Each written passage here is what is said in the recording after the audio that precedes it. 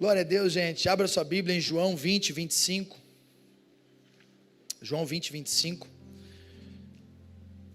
Quero compartilhar com você um tema que Deus me deu hoje às 14h30. Escrevi essa mensagem, era 15h30 da tarde, depois de um tempo de oração aqui embaixo. 15h30, 17 horas, estava pregando ela, e vou pregar para vocês também. O título da mensagem é Marcados por Cristo. Marcados por Cristo. Abre lá João 20, 25. Diz assim: os outros discípulos disseram: vimos o Senhor. Mas ele lhes disse: se eu não vir as marcas dos pregos nas suas mãos, não colocar o meu dedo onde estavam os pregos, e não puser a minha mão no seu lado, eu não crerei. Amém? Só até aqui. Tomé era um dos discípulos de Jesus. Tu vai olhar a história e as pessoas que acompanham Jesus. Haviam pelo menos 5 círculos ao redor da vida de Cristo. Eu vou começar de fora para dentro, mas o primeiro círculo era a multidão. Pessoas que eram alimentadas por Jesus, que iam para ver os milagres, que iam para ver o alvoroço do que estava acontecendo. Era a multidão. Pessoas que não tinham nome, não tinham imagem, ninguém sabe quem são. É os 5.000 dos pães e peixes, é os 3.000. É aquela multidão que apertava Jesus. Havia um outro grupo de 500 irmãos, que se tornaram 120 lá em Atos, que eram discípulos, que andavam mais próximos de Jesus, mas que também não sabemos o nome deles. Havia um outro grupo um pouco mais seleto, que eram os 70 de Lucas 10, enviados para ir adiante de Jesus para anunciar: o Cristo está chegando. Lembra que ele envia de 2 em 2? Uma versão fala 72, outra fala 70. Havia um outro grupo um pouco mais seleto, que eram os 12. E aqueles 12 já tinham nome. Jesus sobe o monte, desce e ele escolhe 12. E dentre os 12 tinha um nome chamado Tomé. Tomé sabia quem Jesus era, via Jesus e observava Jesus de perto. Dentre os 12 tinha um outro grupo mais seleto, que eram os 3, que Jesus sobe no monte da transfiguração, e ele chama 3, Pedro, Tiago e João. Eram caras que viam a intimidade de Jesus, viam Jesus chorando. Eram aqueles homens de fé que Jesus entra para ressuscitar aquela menina e fala: não quero ninguém aqui, e chama Pedro, Tiago e João. E havia um, que esse é o íntimo total dele, que é o próprio João, que deita a cabeça no colo de Jesus. E esse é aquele que Jesus entrega o bocado e mostra quem vai traí-lo: Judas. Tomé, e quão difícil é conhecer alguém, né? Ainda que a gente ande muito perto, a gente percebe que para nós conhecer de fato, nós precisaríamos saber sobre a hereditariedade da pessoa, os ambientes que ela vive, as escolhas que ela faz, aquilo que ela pensa, aquilo que ela come, o que ela gosta, e mesmo assim é difícil de saber como a pessoa é de fato. E Tomé, quando Jesus morre, 3 dias depois ele ressuscita, ele vai se apresentar para os seus discípulos, e os discípulos dizem assim: nós vimos ele, é ele, nós conhecemos. E Tomé fala: não, se eu não colocar o dedo nas marcas, na mão, nos pés, do lado, eu não vou crer nele. E Jesus fala a seguinte frase, e aí você vai se identificar: Tomé, não seja incrédulo, seja crente. Está escrito lá. Então você é chamado de crente, porque o crente não é aquele que precisa tocar na marca para saber que é Cristo. Basta apenas crer em Cristo, mesmo sem ver a marca. Então crente é aquele grupo de pessoas que não precisa ir lá. Eu só, como é que é? Só pagando para ver. Se eu não ver, eu não creio. Mas Deus falou comigo: não, só vou saber se acontecer. Jesus disse: não seja incrédulo, seja crente. Então fala para quem está do seu lado aí, seja crente. É o crente. Crente é aquele grupo de pessoa que não precisa ver a marca. Ele sabe que é Jesus. Ele sabe que é Jesus quando fala com ele. Amém? Mas não é sobre Tomé que eu vou falar. Eu quero falar sobre um outro homem que não precisou ver para saber que era Jesus. Ele apenas creu. E ele declara então, depois de ter crido, Gálatas 6,17, diz: sem mais, que ninguém me perturbe, pois eu trago em meu corpo as marcas de Jesus. E esse é o apóstolo Paulo. O apóstolo Paulo é um homem da tribo de Benjamim, filhos de pais judeus, mas nascido em uma colônia romana chamada Tarsis, por isso Paulo de Tarso, de linhagem judaica, mas nacionalidade romana. Um homem que tinha o seu nome chamado Saul, ou Saulo, de origem hebraica, que depois é dito como Paulo, de origem latina, ou latim, não latina. E Paulo então cresceu e nasceu no ano 5º depois de Cristo, ou seja, 5 anos mais novo que Jesus.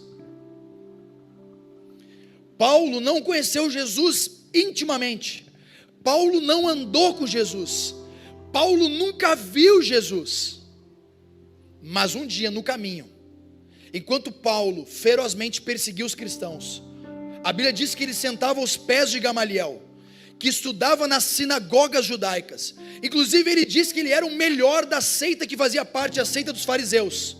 Ele era o que sobressaía os da sua idade. Paulo era tão zeloso, que ele não suportava o fato de alguém dizer que Jesus Cristo era o rei de Israel. Então ele vai perseguir os cristãos. Ferozmente ele pede cartas ao rei e diz assim: eu quero matar os cristãos. Eles estão, que naquela época não era chamada de cristãos, mas era chamado de os do caminho. Eles só se tornam cristãos depois de Atos 9, quando então as pessoas dizem: esses caras são pequenos cristos. Até aquele momento eles são os do caminho, e é no caminho que Jesus encontra Paulo. Ele vai perseguir os do caminho, e no meio do caminho ele ouve uma voz, um clarão. Ele não vê Jesus, é um clarão que faz ele cair com o rosto em terra. Paulo não cai do cavalo, Paulo cai com o rosto em terra. E ao cair com o rosto em terra, Paulo, ele diz: quem és? Eu sou Jesus a quem tu persegue. Ele não vê Jesus, mas ele ouve a voz, e porque ele ouve a voz, ele crê que é Jesus. Naquela hora, Paulo levanta cego, mas vendo toda a glória de Deus. Ele não viu Cristo, mas ele entendeu tudo sobre Cristo, até mesmo, quem sabe, melhor que Tomé, que viu Jesus, mas não entendeu.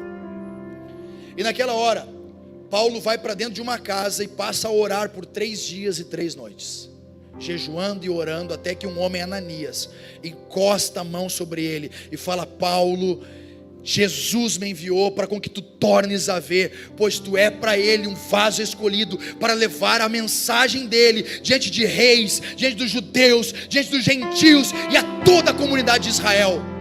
E naquela hora a Bíblia fala que os olhos de Paulo caem, escamam os seus olhos, e ele torna a ver. Ele não viu a Cristo, ele ouviu a sua voz, e isso bastou para ele pregar a mensagem do Evangelho.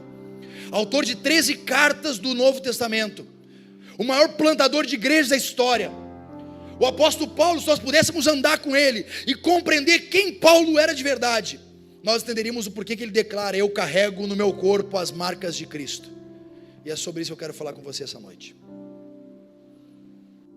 A antiga lei, Deuteronômio 15, verso 15 ao 17, falava que se um escravo, depois de ter servido ao seu senhor, veja bem, se judeu por 7 anos, se estrangeiro por 50, era um ger. O estrangeiro em hebraico é ger, e ger é alguém que vem para uma terra, negocia lá dentro, mas não consegue dar conta das suas dívidas, se torna escravo, é um estrangeiro. Por exemplo, eu vim de Santa Maria, Eu sou estrangeiro a Chapecó. Aí eu começo a vir aqui, negociar, me endivido. E com o cara que eu me endivido, eu me torno escravo dele. Eu sou um guer, um estrangeiro nesse lugar. Então eu deveria servir aquele senhor por 50 anos para quitar a dívida. Depois de 50 anos, eu tenho 38, daqui 50 anos terei 88 anos. Eu com 88 anos, o meu senhor fala: Tiagão, está quitada a dívida, Deus abençoe, pode ir embora. E eu com 88 anos saí para começar a vida. Só que 50 anos servindo aquele cara, 50 anos conhecendo a família dele, vi os filhos dele crescer, vi os netos dele. Eu vou dizer para aquele cara: cara, olha, eu não quero ir embora daqui, eu quero morrer do teu lado. Então ele fala: vem cá então, me coloca na porta, pega um furador de orelha, e Deuteronômio 15 fala isso, e ele fura a minha orelha, e coloca na minha orelha um brinco, e aonde as pessoas olharem para mim, elas saberão que eu tenho um dono, e que eu escolhi de vontade própria servir até o final da minha vida aquele Senhor. O apóstolo Paulo usa essa lei para chegar e dizer: ei, eu escolhi furar a minha orelha e ir até o final da minha vida servindo ao meu Senhor. E todos que me olharem saberão que eu tenho um Senhor agora, e que eu pertenço a alguém, porque eu escolhi gravar no meu corpo as marcas de Cristo, para com que todos vejam que eu tenho um Senhor que me cuida, que me ama e que me guarda o tempo todo. E é diante disso que eu resolvi falar não aquilo que São Francisco de Assis falou em 1222. São Francisco disse: eu tenho as estigmas de Cristo, as marcas externas de Jesus. E veja bem, em 1222, aqueles homens ainda flagelavam o próprio corpo, acreditando que ao flagelar o corpo, eles teriam mais tempo com Deus, mais santidade. Paulo não estava falando de coisas por fora, Paulo estava falando de marcas por dentro dele. Paulo não estava falando dos açoites que ele tomaria, das chicotadas, das prisões. Paulo está falando: eu carrego no meu corpo as marcas de Cristo. Ele estava dizendo: eu tenho uma postura interior que revela exteriormente quem Jesus é. Gálatas 2, 19 e 20, o apóstolo Paulo fala: por meio da lei eu morri para a lei, a fim de que Cristo possa viver em mim. Fui crucificado com Cristo, agora já não sou mais eu quem vivo, mas Cristo vive em mim, e o viver que eu vivo é pela fé no Filho, que me amou e se entregou por mim. Então eu coloquei 5 pontos, 5 marcas de um verdadeiro cristão. Quero que você se encontre nessa mensagem. Eu desejo que você tenha 5. Que você, ao olhar para 5 marcas, diga assim: uau, cara, eu sou um cristão. Tem outras várias, eu elenquei 5. A primeira marca de um cristão é a marca da dedicação total a uma tarefa. Se for verdade a respeito da tradição, disse que Paulo tinha 1,37 m de altura. Se for verdade a tradição, o apóstolo Paulo era o maior anão que já existiu. Pois aonde ele entrava, as pessoas temiam, não a estatura dele, mas quem ele representava ao chegar no lugar.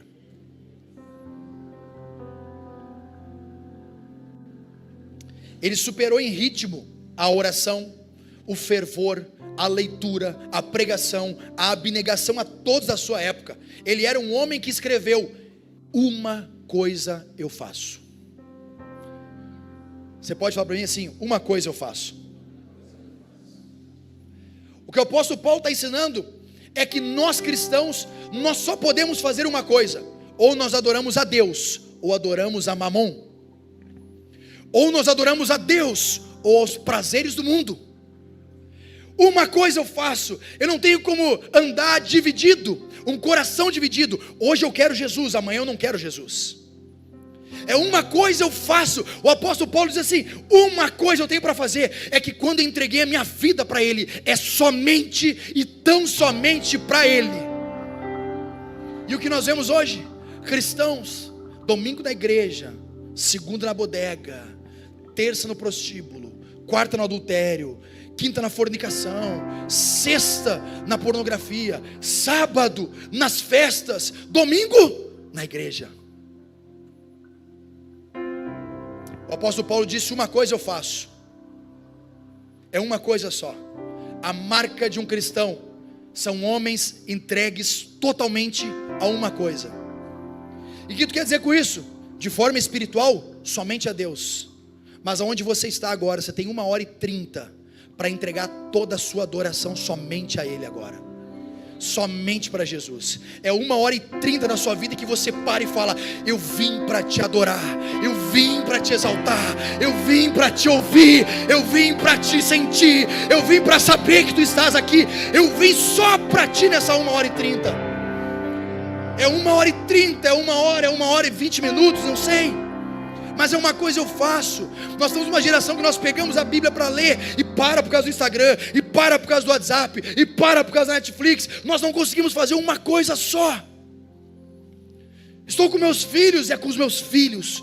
Estou com a minha esposa, é com a minha esposa. Estou no meu trabalho, é no meu trabalho. É uma coisa só. Foca naquilo. Amém, igreja? Filipenses 3,13. Irmãos, não penso que eu mesmo já tenha alcançado, mas uma coisa eu faço, esquecendo-me das coisas que para trás ficam, eu avanço para adiante aquelas que estão à frente de mim. Eu não fico preocupado, mas lá atrás eu esqueci isso, lá atrás deixei esse outro, mas meu Deus, não. O que eu tenho que fazer agora? Eu tenho que ir para lá, então eu vou focar lá. Vou focar lá. O que eu tenho que fazer, pastor? Cara, eu sei o que tem que fazer. Cada um aqui sabe o que tem que focar. Paulo era um cara focado. Eu não vou ficar preocupado se um dia eu persegui os cristãos, eu me arrependi, agora eu quero buscar novos cristãos, eu quero amar novos cristãos, eu quero pregar para novos cristãos. Calvino passava o dia inteiro escrevendo as suas institutas, e por isso ele foi criticado. As pessoas diziam: Calvino, por que tu não escreve sobre os Alpes? E Calvino dizia: olha, porque a beleza do Senhor ofusca a beleza dos Alpes. Pascal foi criticado porque não via nada mais a não ser as almas imortais dos homens. As paisagens em volta não chamavam a atenção de Pascal. Pascal olhava para os homens: ali tem uma alma imortal, ali tem uma alma imortal que precisa ouvir sobre Jesus, ali tem mais uma alma, eu vou focar nisso. A primeira marca: dedicação total a uma tarefa. A segunda, a marca da humildade. Gente, a humildade, ela só é provada, eu falei que semana passada, ela só é provada diante do sucesso.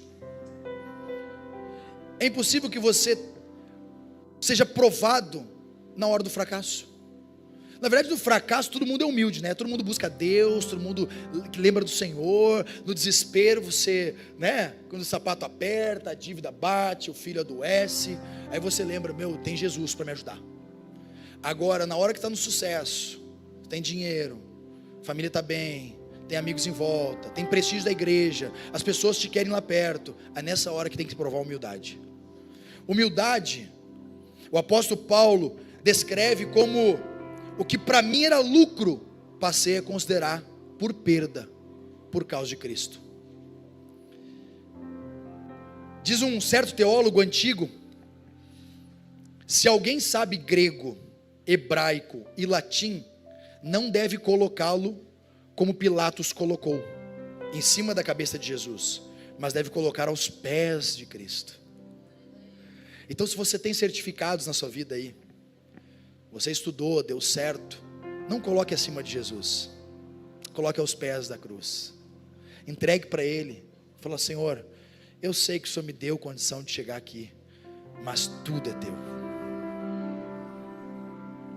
Salmo 18, 27, Ele salva os que são humildes, mas humilha aqueles que têm olhar altivo. Provérbios 3, 34, Ele zomba dos zombadores, mas concede graça aos humildes. Provérbios 11, 2, quando vem o orgulho, chega a desgraça, mas a sabedoria está com os humildes. Eu e minha esposa passamos uma semana, aquela semana de marido e mulher, sabe, brigando. Quem já passou uma semana assim? Só eu. Amor, nós estamos feios, amor. Só eu e tu passamos uma semana brigando, viu? Gente do céu, que semaninha abençoada. E a guerra do orgulho. Vamos ver quem vence. Não, eu vou vencer. Não, ela vai vencer. Não, eu vou vencer. Não, eu não dou o braço a torcer porque eu estou certo. E ela, eu não dou o braço a torcer porque eu estou certa. E a coisa foi tomando proporção. Só que essa semana a gente teve gabinete, a gente aconselhou famílias, a gente aconselhou casas, fizemos visita, fiz gravação, preguei, ensinei. E mesmo assim, ainda estava mal. Estava arrebentado por dentro. E ela também. Gabinete, aconselhamento. E ela dizia, como é que eu estou aconselhando ela? Eu preciso voltar para casa urgente.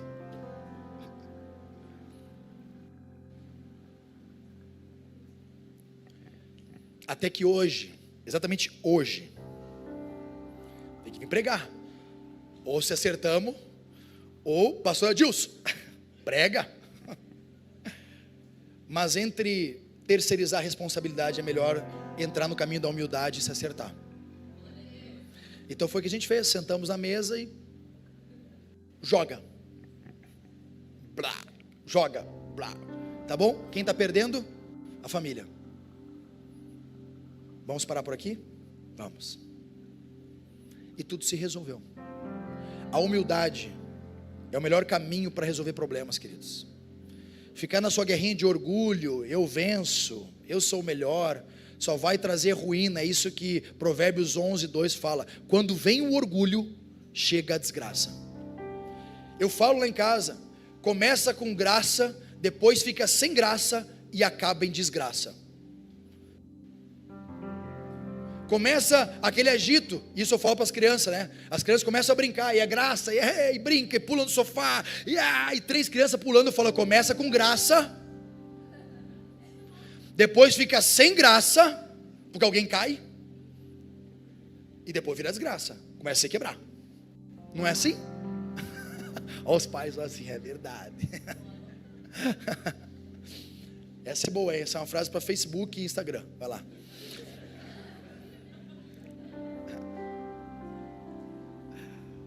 Terceira marca. Primeira marca, homens de uma coisa só, mulheres de uma coisa só. Segunda marca, humildade. Está se vendo aí? Terceira marca, a marca do sofrimento. Gente, quem disse que ia ser fácil? Numa época em as pregações são cada vez mais empolgantes. Gente, tem igreja que você vai, cara, você sai de lá assim, tipo, o que eu penso dá certo. Tipo, tudo que é foco, expande. Foca, expande. Isso é uma parada coach. Não deixa de estar certo. Mas no reino de Deus, nem tudo que você foca, expande. Às vezes o que você foca dá sofrimento para você. Jesus focou na cruz. Né? O que expandiu foi o reino. Mas ele, a Bíblia fala que ele se humilhou até a morte. Paulo cita algumas aflições em Romanos, contrariando toda a pregação empolgante dessa geração, mas que de verdade foge o verdadeiro cristão. Quer ver se o cara é um cristão de verdade? Ele suporta o sofrimento. Todo cristão suporta o sofrimento.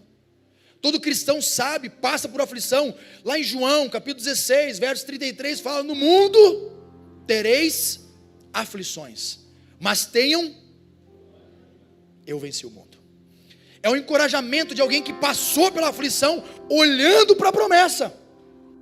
O apóstolo Paulo disse: ei, os sofrimentos do tempo presente não hão de se comparar com a glória que há de vir. Ele estava dizendo: eu sei que tu vai passar por luta, por guerra, por problema, por situações diversas, mas não vai se comparar com aquilo que está para vir ainda. É o olhar do cristão, não para o problema, não para o vale da sombra da morte, mas para a montanha. Elevo os meus olhos para os montes, de onde me vem o meu socorro, e o meu socorro vem do Senhor, que fez os céus e a terra.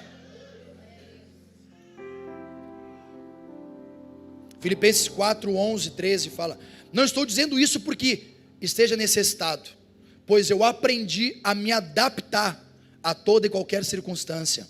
Sei o que é passar necessidade e sei o que é ter fartura. Algumas pessoas que tem uma teologia da desgraça, né? Que parece da graça, mas é da desgraça. Que é aquela teologia da pobreza, da miséria, que não é da prosperidade. Porque é tudo extremo, né? O protestante é do extremo. Ou ele é teologia da prosperidade, tudo que ele faz dá certo, ou ele é da desgraça. Ele é um pecador desgraçado, que não tem condição, que não pode fazer nada, porque nada. É tudo se Deus quiser. Então não consegue chamar um caminho do meio, onde o apóstolo Paulo fala: eu sei ser necessitado, mas eu também sei ter fartura. Está entendendo? Ele está no equilíbrio. A vida do cristão precisa ter esse equilíbrio. Eu sei passar necessidade. Quem já passou necessidade aqui, ou teve dias difíceis? E quem já teve dias de abundância também? De prosperidade, de dinheiro, de riquezas, de bens, a família bem, o filho não está doente, a casa está legal, o casamento está bem, tem amigos, está firme em Deus, está tudo certo. Mas tem dias que você passa, meu Jesus amado. Ele fala: sei o que é passar necessidade, também sei o que é ter fartura. Aprendi o segredo. E tem alguns pregadores que falam: pega a chave. Aprendi o segredo de viver contente em qualquer situação. Então escreve aí: eu sei viver contente em qualquer situação. E ele fala: seja bem alimentado, ou seja com fome, seja tendo muito, ou passando necessidade.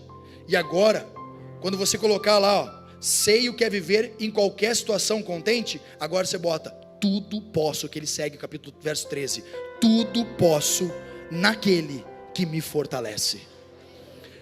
Essa é a frase de alguém que está no vale, me fortalece ele.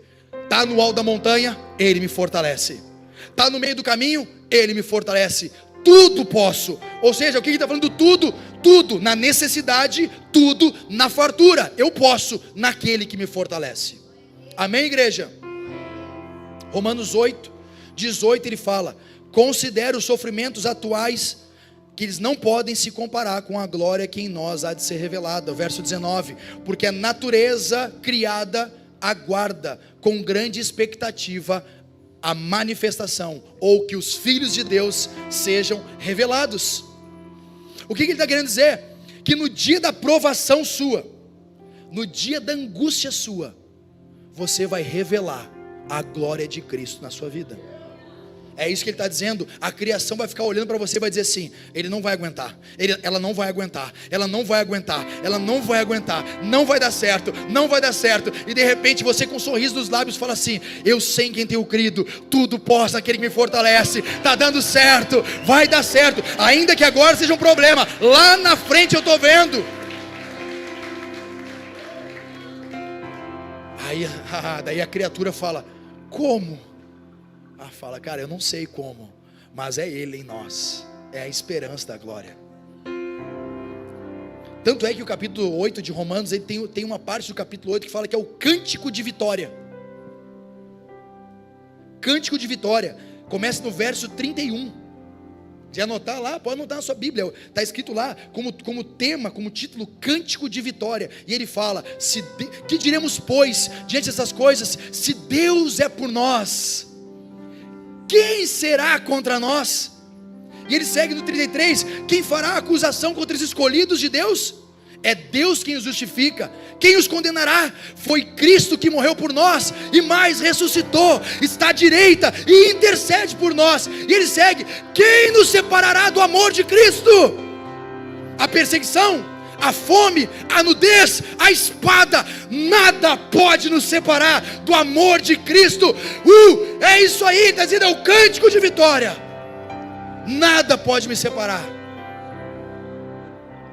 Está passando por luta, está passando por dificuldade, está passando por tribulação, não pode se separar do amor de Cristo. Amém, igreja? Homens e mulheres de uma coisa só, marcas de humildade, marcas do sofrimento. E agora a quarta marca, anote essa. E essa aí de verdade, essa semana Obrigado, minha esposa, por você estar acordando de madrugada para orar por mim. É a marca do fervor.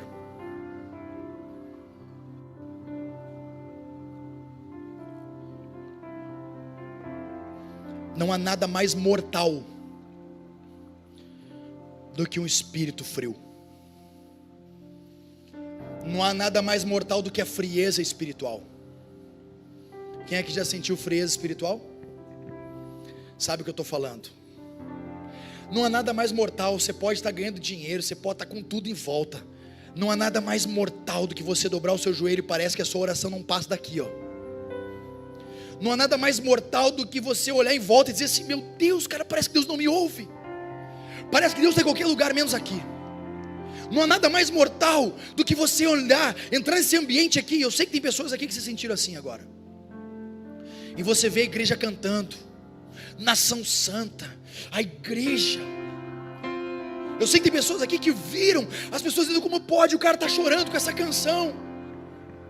Que lugar que ele está que eu não estou. Eu sei que tem pessoas aqui que na frieza espiritual falam: como é que eu não estou sentindo isso que ele está sentindo? De fato é uma frieza espiritual. Porque talvez, como hoje, nós vimos o Elderson em lágrimas cantando. Em lágrimas cantando. Gente de tarde sendo tocada no meio de uma canção para celebrar.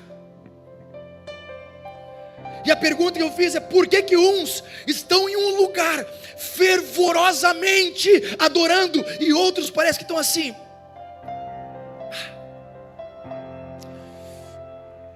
E a resposta é porque você está assim mesmo. Porque se apagou a chama do Espírito. Porque se apagou o fervor. Porque se apagou aquela brasa, aquele fogo que queimava lá dentro. E você sabe que você precisa voltar. Que você precisa ter mais tempo de oração. Essa semana, o meu orgulho bateu no top team. E eu cruzava de manhã para ir trabalhar. E eu via minha esposa com o joelho dobrado. E o orgulho batendo: aguenta. A voz do diabo dizendo: aguenta. Mas de repente, cara, começou do nada na cozinha. Vem um louvor, não sei como é que é o nome daquela abençoada que ela estava ouvindo lá, mas vem um louvor e começou a me pegar por dentro. E parece que as fontes começam a jorrar. Aí você começa a chorar, não sabe por quê. Aí tu vai lutando: não quero, ela está errada. E o Espírito Santo vai: não, dobra, se dobra.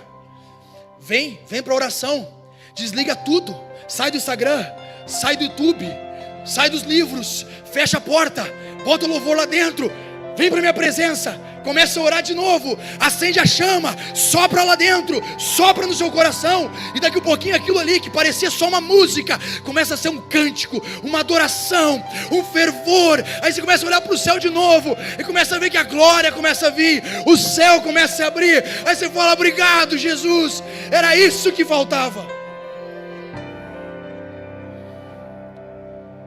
A experiência de Paulo com o Espírito Santo não foi sentado na frente dos livros, mas foi enquanto ele orava por 3 dias e jejuava por 3 dias, que ele ouviu o Senhor dizendo: tu é um vaso escolhido para levar a minha palavra diante dos reis, dos gentios e dos judeus. Não foi em qualquer momento, querido. Foi diante do Senhor em que ele derramava a sua alma e dizia: por que estou cego? Por que não te vejo? Por que não te sinto? Então, cara, Deus levantou um Ananias. E Deus levanta Ananias. A minha esposa foi um Ananias na minha vida essa semana. Quem sabe hoje tem um Ananias aqui para te levantar. Quem sabe do seu lado é um Ananias fervoroso, que ouviu a voz do Espírito e disse: eu vou tocar a mão nele e a mão nela. Esse é o fervor que somente um cristão de verdade tem. As lâmpadas acesas. As lamparinas não estão escondidas, elas estão lá em cima da casa. Elas iluminam o filho, a filha, o marido, a esposa. Elas iluminam, as lâmpadas estão acesas. Os açoites não puderam calar, as prisões não puderam segurar, as ameaças não puderam amedrontar, pois o Paulo sabia que o Espírito Santo ajudaria ele na fraqueza. E o Espírito disse: Paulo, quando você está fraco, então é que você está forte, Paulo.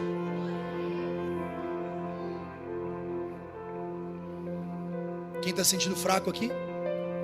Precisando ser levantado? Está difícil o casamento? Está difícil o trabalho? Está difícil as circunstâncias da vida? O apóstolo Paulo disse em 1 Coríntios capítulo 2: eu fui com fraqueza, com temor e com muito tremor que eu estive no meio de vocês. Em 2 Coríntios 11:30, se eu devo me orgulhar, que seja em mostrar as minhas fraquezas. 2 Coríntios 12:5, nesse homem me gloriarei, mas não em mim mesmo, a não ser nas minhas fraquezas. Numa geração em que todo mundo é forte, numa geração em que todo mundo é alegre. E essa semana eu fiz isso. Quantas vezes eu mostrei uma foto forte, mas estava por dentro arrebentado. 2 Coríntios 12, verso 9 e 10, mas ele disse: minha graça é suficiente para você, pois o meu poder se aperfeiçoa na fraqueza, porquanto eu me gloriarei ainda mais alegremente nas minhas fraquezas, porque o poder de Cristo repousa em mim. Por amor de Cristo, eu me alegro nas fraquezas, nos insultos, nas necessidades, nas perseguições, nas angústias, pois quando sou fraco, então é que sou. Diga para si mesmo: quando eu estiver fraco, é aí que estou forte. E a última marca, querido, para me encerrar: a marca do amor.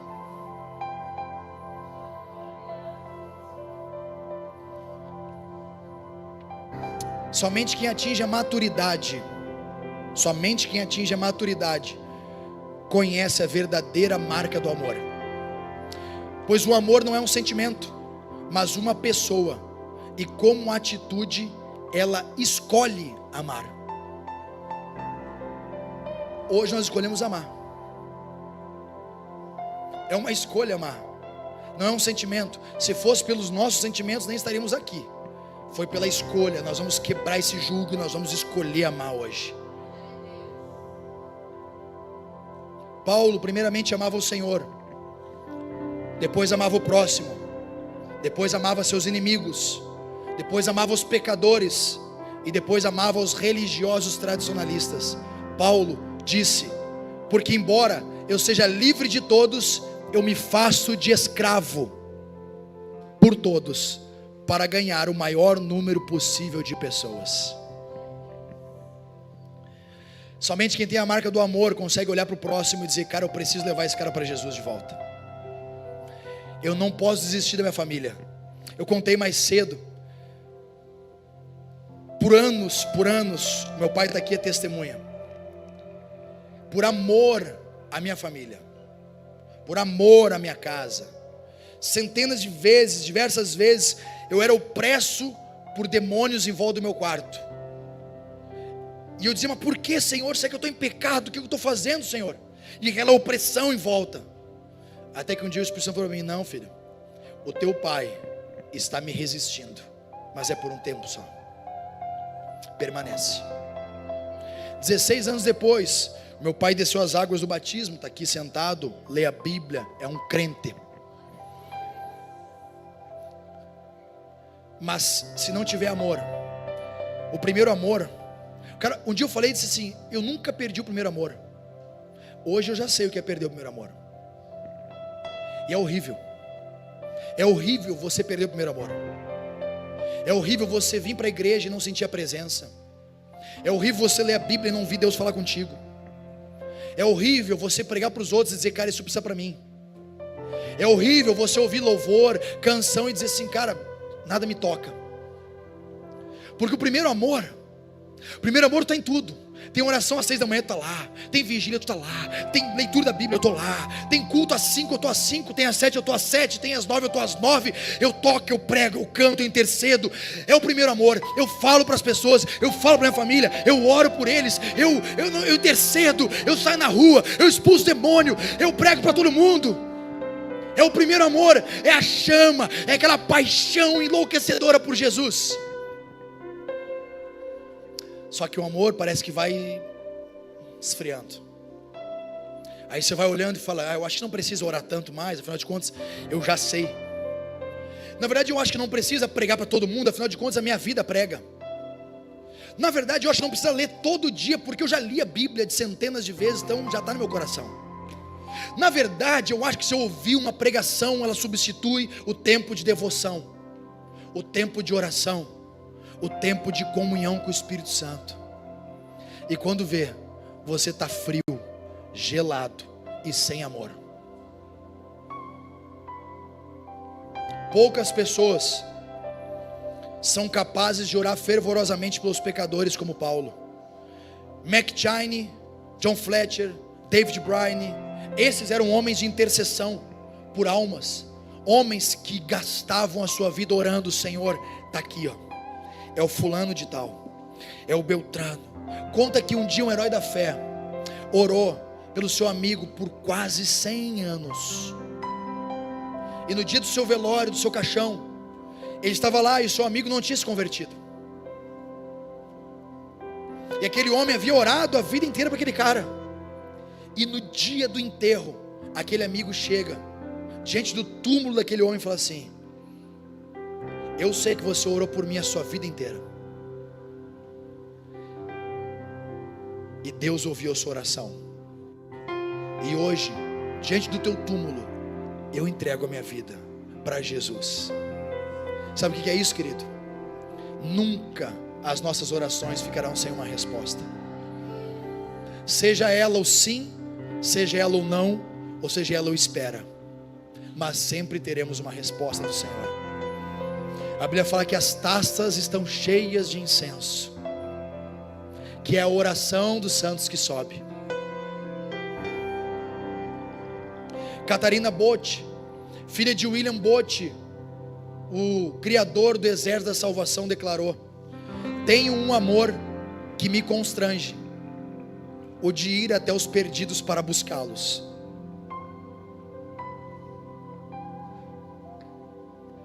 Eu entrego, Senhor, todo o meu ser a Ti, para que a qualquer preço eu possa salvá-los. Os grandes ganhadores de almas foram indivíduos cheios de grande compaixão pelos perdidos. Todos os seus interesses eram suplantados por uma marca maior: o amor pelos perdidos. Em breve, queridos, milhões e milhares de pessoas terão a marca do anticristo, colocarão a marca do anticristo sobre a sua vida. A Bíblia diz que, se possível, os eleitos. Agora, da mesma forma, a Bíblia diz que em breve milhões e milhares de pessoas colocarão a marca de Cristo também. E a Bíblia fala que a marca dele, e a maior marca dele, é o amor. Será que nós temos essa marca? A marca do amor? O amor de muitos se esfriará, mas não o seu, não o meu. O nosso vai aumentar. O nosso, as pessoas vão dizer: como é que você ama eu que te persigo? Porque eu considero por esteiro com a minha vida. Há quase 14 anos atrás, eu pregava dentro do grupo que eu trabalho hoje. Aqui tem um colega meu, ele sabe o que eu estou falando. Mais cedo tinha outros 2. A minha esposa testemunha que por diversas vezes alguns deles tentaram me pegar e fazer beber à força, em algumas festinhas nossas lá, confraternização e tal. E eu entendi na minha vida que eu não vou fazer isso. Tem pessoas aqui dentro que se recuperaram do alcoolismo. O meu pai deixou de beber.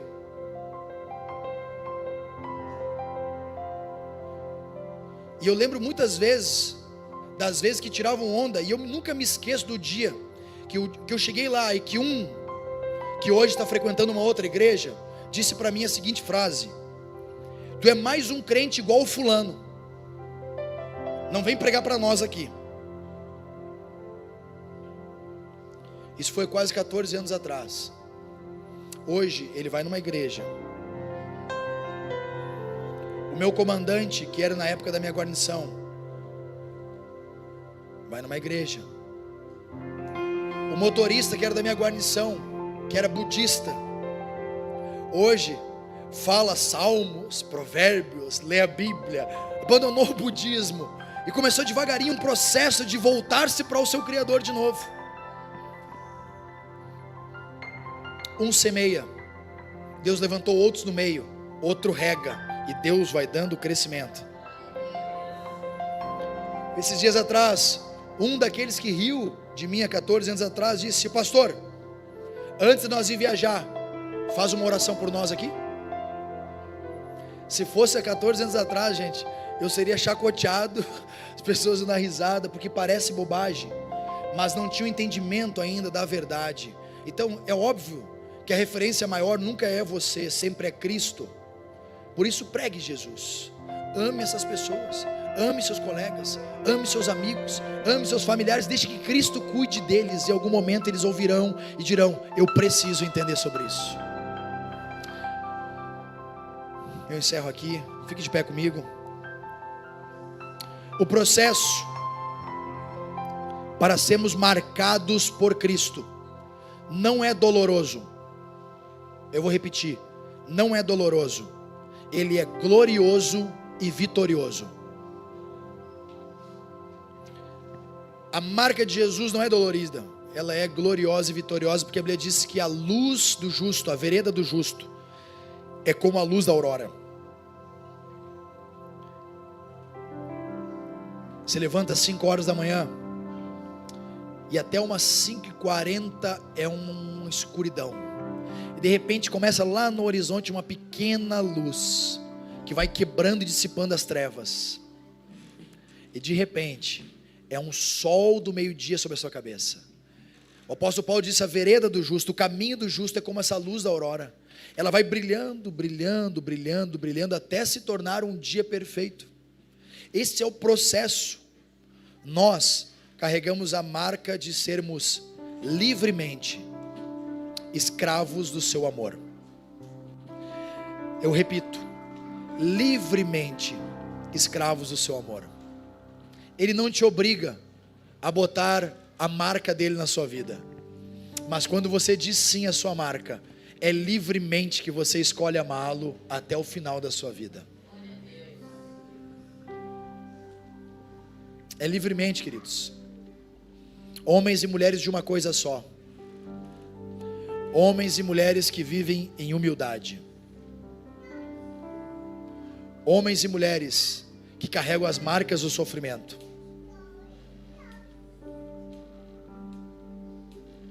Homens e mulheres que em todo tempo amam. Todo tempo. É fácil? Não. Exige renúncia. Amor é escolha. Homens e mulheres que têm um fervor. E de verdade, eu quero orar pelos 5 pontos que eu falei. Eu sei que aqui tem pessoas que não estão fazendo uma coisa só. Ora estão satisfazendo os desejos da sua carne, ora estão na igreja servindo ao Senhor, ora querem ler, ora querem abandonar. Eu sei que tem pessoas aqui que estão no orgulho. Eu estou certo, errado está ele, errado está ela. Eu sei que tem pessoas aqui que a chama, o fervor se apagou. Você orava mais, você lia mais, você passava a madrugada orando. Como era bom passar a madrugada orando, não era? Você nem via. Quando vê era 3 da manhã, quando vê era 4, quando vê era 5 da manhã, quando vê você ia trabalhar sem dormir.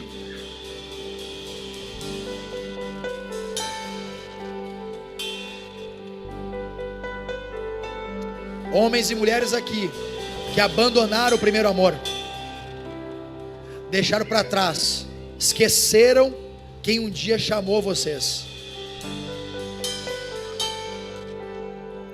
É sobre isso que eu quero orar. Nós vamos encerrar. Para quem está na internet com a gente, Deus abençoe sua vida. Nós ficaremos aqui adorando também. Amém, queridos? Feche seus olhos enquanto nós vamos adorar. Se Deus falar com você, eu vou te convidar a sair do seu lugar mesmo e voar aqui para frente. Se jogar diante do Senhor e dizer: Senhor, está aqui a minha vida.